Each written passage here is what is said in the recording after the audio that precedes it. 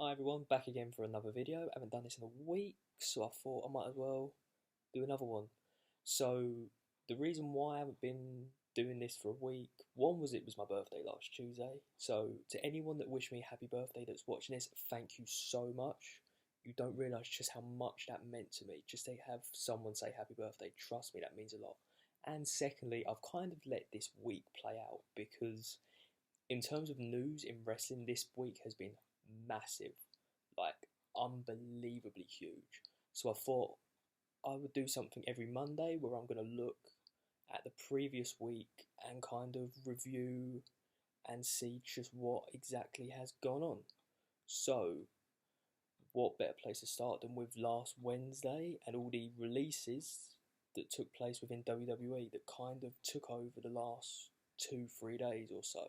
So let's dive in and let's have a look at just some of those that were released, where I think they're going to end up next. Do I feel like they should have been released? At this current climate, I would say no. But this is WWE, they do things differently to everyone else. That's been proven, the fact that they're still going on with shows. But in terms of do I think they should have been released? I would say no, because in this current climate, these guys and girls, they need income. And they're now not going to get that income.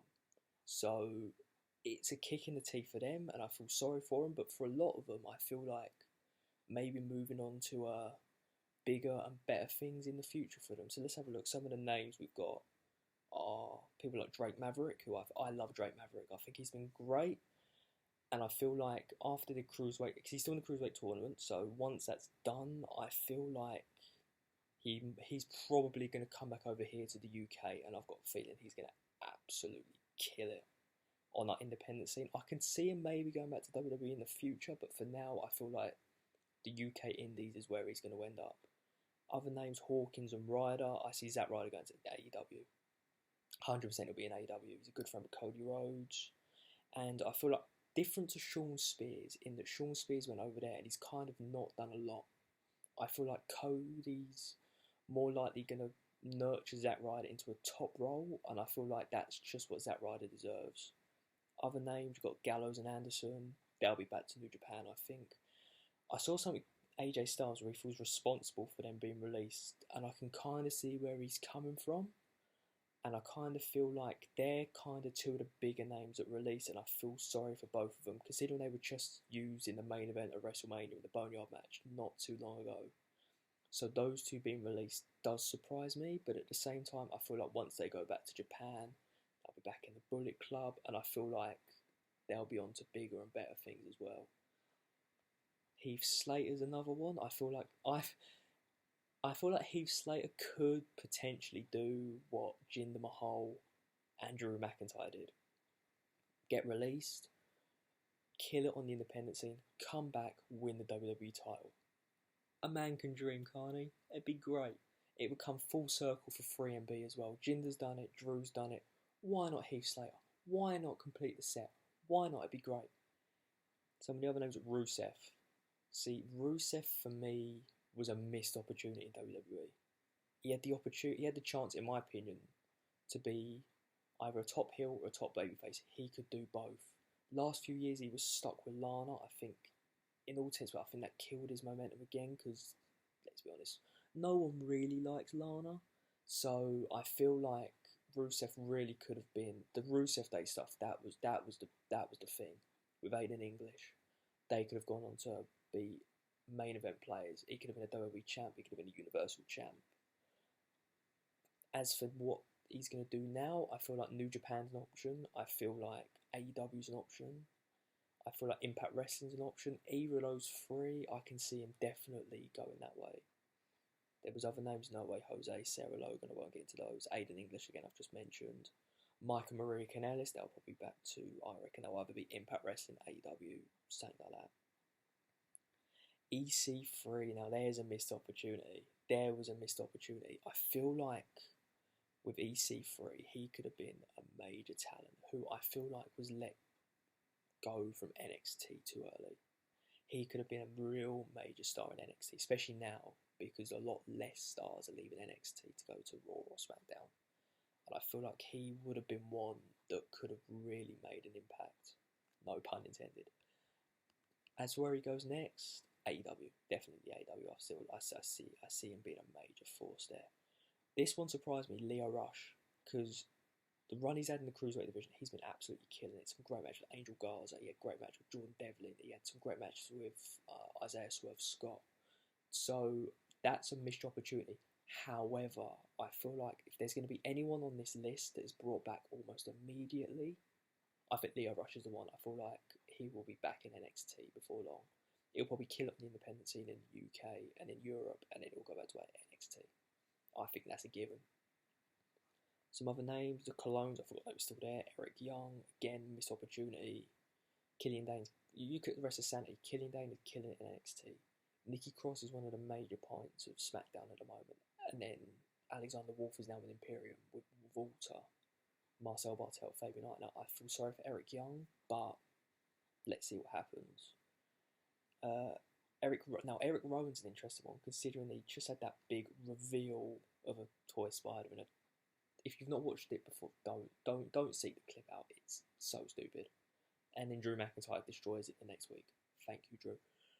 Eric Rowan, I feel like he could. Do you know what? There's a possibility he could go to AEW, re-side with Brody Lee, his former tag partner Luke Harper. Back maybe in the Dark Order. That'd be interesting. Rowan and Lee in the Dark Order could be something that I see AEW doing. I could see him go again. I could see him in Japan. I could see him killing it on the independent scene. I guess we'll find out. There was loads of NXT. The main ones I'll get into. Deonna Purrazzo. Don't think she got the opportunities she deserved. She'll be back on the US indie scene. Hopefully she comes over to the UK and Europe. That'd be great. But I feel like she was a missed opportunity. Some other names. Cassius Ohno. That's a shame. That's a real shame. But from a selfish standpoint, we'll probably get him back on the UK scene, which would be fantastic. That'd be great. So he's one that's going to be great. Tainara Conchi, that's an interesting one. I feel like she's got a lot more to give than what she was able to show. There's other names, Dan Mata, however you pronounce it, Tina Sabatelli, they've both gone. They're probably the main other ones. Like, a load of producers were let go, however, I thought a lot of them might be on the furlough scheme. So you've got people like Lance Storm, the IRS, Mike Rotundo, Sarah Stock, Finlay, who's done so much for women's wrestling. You got on so much. The Hurricane was let go. So yeah, they were the releases, which a lot of them, I can see why. I feel sorry for quite a few as well, but I guess time will tell. They obviously then joined the Revival, who left a few weeks ago, so we'll see where that goes. Next, let's move on to something a little bit sad. We lost Howard Finkel this week. In my opinion, the greatest ring announcer in the history of professional wrestling, maybe even professional sport, even better than Michael Buffer, I will say that. Howard Finkel was the voice of a generation. If you watched wrestling anywhere from, I would say, the early 80s through to, I would say, the late to mid 2000s, you knew who Howard Finkel was. You heard his voice. The and new call is something, as a kid, we've all done it. We've all imitated him. Howard Finkel is someone that will be missed. Howard Finkel is someone that, even as a ring announcer, you recognise the voice, you recognise the face. He's done great stuff as well. He's been involved in storylines. He had a feud with Harvey Wimpleman that resulted in a really bizarre tuxedo match. If you're not a fan of wrestling and you're just here to hear my voice and see my face, don't watch it. Don't watch it. Just don't. He had a thing going with Chris Jericho that was quite entertaining. I've just watched it on the network recently. He had a feud with Lillian Garcia, another great ring announcer. That was quite fun. So, all in all, Howard Finkel is a name that fans, that wrestlers, promoters, everyone is going to miss. Rest in peace, Howard Finkel. Now let's move on to let's review what's happened on Raw, SmackDown, and NXT from the previous week. Full disclaimer: I've not watched AEW yet, so I'm not going to get into AEW yet. That might be next week once I've caught up. So we'll start with Raw. Obviously, it was centered around Drew McIntyre. and Andrade, Zelina Vega, Austin Theory, and Angel Garza. So Zelina Vega's group, I feel like, hopefully, hopefully they use well because they're three very talented men. Zelina Vega is great. I love Zelina Vega. I love the fact that she can talk. I love the fact that she isn't afraid to get her hands dirty. And I love the fact that actually these three men are being put in a position where they could dominate Raw. And I feel like they will. I feel like with a mouthpiece like Zelina Vega, they've got the opportunity to really flourish. And obviously Heyman's running Raw behind the scenes. I feel like he's the one that's gonna really, really open it up and let them do what they can do. We had Money in the Bank qualifiers, so Shayna Baszler qualified by defeating Sarah Logan in a pretty weird match. But we'll see what happens with Shayna in the future. Nia Jax beat Kairi Sane. I'm not going to get into that because I don't like Nia Jax and I love Kairi Sane, so I'd only rant and annoy you all with that. And finally, Asuka beat Ruby Riott in a one hell of a match last week, technically. So yeah, those three have qualified. Do I see the winner coming from that? Depending on who qualifies for SmackDown, I do. I feel like Asuka might be the one that wins the Money in the Bank. And we'll get to Money in the Bank in a bit. What else happened on Raw? We had more with Lashley and Lana. Hopefully this is now leading to Lashley getting rid of Lana. Maybe signing. I've heard rumours with MVP. I feel like that would be the real way to go. Well, wasn't much else on Raw. We had the announcement of the Money in the Bank matches for tonight, Monday. So we've got Rey Mysterio against Buddy Murphy. I see Mysterio winning out. I'd love Murphy to win, but I can't see Rey Mysterio losing. Aleister Black against Austin Theory. I can't see Black losing. As much as I've just praised up Austin Theory, I can't see Black losing. And then we've got MVP against Apollo Crews. Can't call that one. One hand, I feel like Crews would be great for a Money in the Bank match, but at the same time, I feel like if you brought MVP back, you've got to at least give him one big match. So I feel like this could be it. But I guess we'll find out. I'm trying to remember some of Raw. Okay, I'll move on from Raw. We'll go to SmackDown, which I thought was a pretty decent show. Showcased the women quite well. So we had a moment of bliss, which obviously had Braun Strowman as a guest, who was delivered a present, which was his old black sheep mask. Now that was interesting, because then that pretty much shows that they are actually thinking about the past that Strowman and Bray Wyatt had.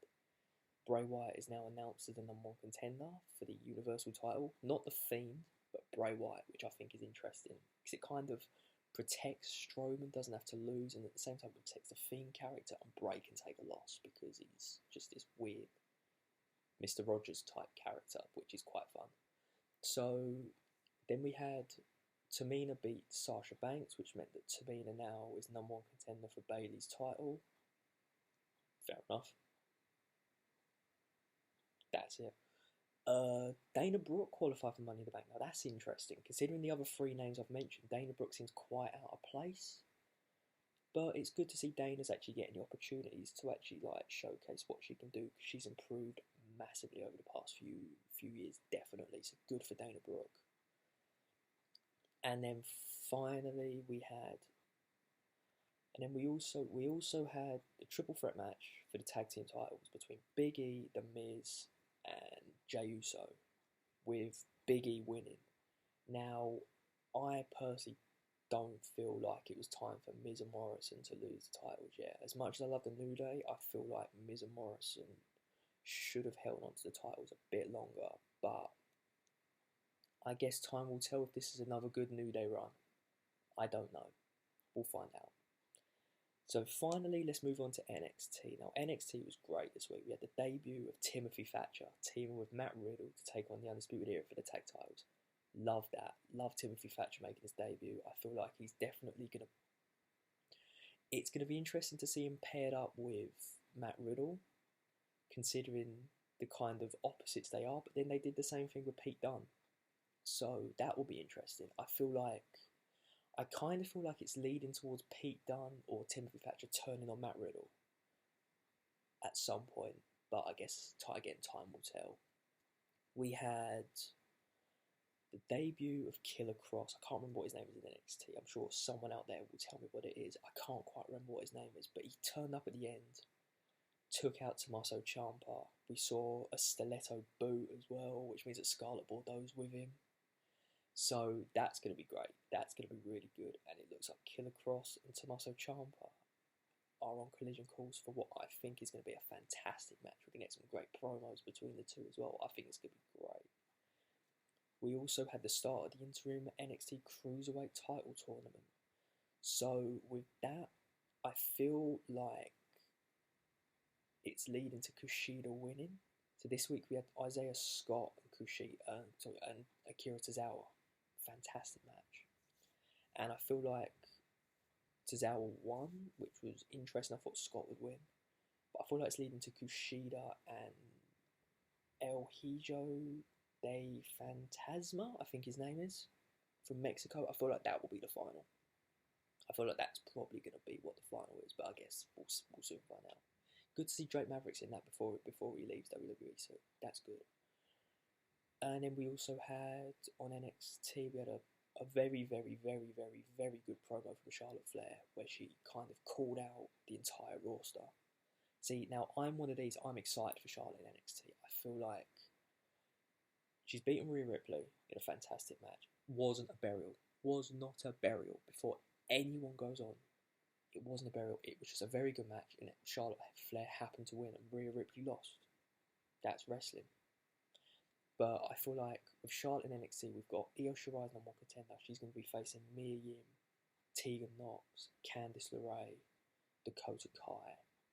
There's so many others. Chelsea Green. There's enough good talent in NXT. Mercedes Martinez. I forgot about her. For Charlotte Flair to have these fantastic matches with. So I feel like this is only going to get better, especially for NXT to have Charlotte Flair there. So next and finally, I'm going to talk about the Money in the Bank announcement. Now, if you haven't seen it, Money in the Bank is not going to be taking place at the Performance Centre like WrestleMania is, or it might do, I'm not quite sure. But what Money in the Bank is, or specifically the Money in the Bank matches are, they will be taking place at the headquarters. They will start on the bottom floor, you work your way to the top floor, or more specifically, the roof, where the briefcase will be hung, and you have to grab it from the roof. Yes, you heard that correctly. You start at the bottom and you work your way to the roof. I don't know. Is it going to be cinematic? Is it just going to be shot as normal? I don't know. I guess time will tell. All I can say is I will definitely be watching, because it's going to be absolutely insane. Now, for me, I would personally have the men and the women start together, because effectively this match is just a race. You can have the men go off into one direction, you can have the females go off into another direction, and I think it could be quite fun. I also think it should be quite interesting, because I feel like we're going to have all these different rooms open, and weird stuff is going to happen. There's probably going to be the gym room. I feel like we're going to get bizarre stuff. I've seen people say maybe there's going to be a room with a boogeyman. I think that'd be quite fun. I think there's going to be other rooms. Triple H might be there, Steph might be there, Shane, Vince, I don't know. All I can say is it's going to be worth watching. So if you're a fan or if you're not a fan, I think this could be worth watching, because it's something we're probably never going to see it again. Same as most of the stuff that's going on in wrestling right now. So that's my little review, I say little, of what's happened this week. I'm going to do the same again next Monday, so tune in for then. There'll be a few more videos, hopefully between now and then. If you've watched all of this video, thank you so much. If you've only watched part of it, again, thank you so much. If you haven't watched it, that's cool. It's cool as well. But again, I will be back again in a few days for another video. It'll be something completely random. If you check my Twitter at Adam_Lewis10, I've kind of given a rough idea as to what the next lot of videos are going to be. So until my next video, see you later, guys.